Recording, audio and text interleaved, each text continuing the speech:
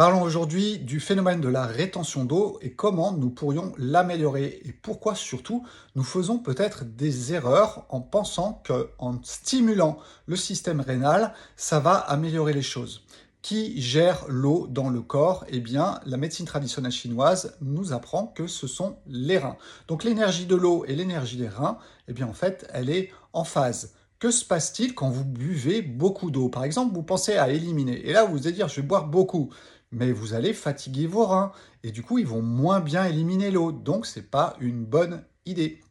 C'est pour ça que dans DDD 21, moi, j'utilise le jeûne intermittent sec pour aider les reins à se renforcer et à enfin éliminer l'eau. Mais il n'y a pas que ça. Parlons d'une autre chose, la peur. La peur, en médecine traditionnelle chinoise, blesse l'énergie des reins. Donc plus vous avez de peur à l'intérieur de vous, et là bien sûr on touche au côté psychologique, plus ça va avoir d'impact sur vos reins. Donc il vous faut absolument surveiller ça, mesdames.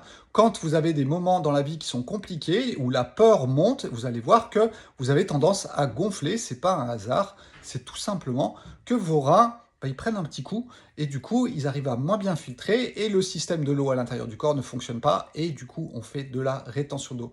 Voilà, il y a plein d'explications à tout cela. Là, je vous ai donné une image aussi bien physique avec le jeûne intermittent sec que psychologique avec cette histoire de peur et de blesser l'énergie des reins.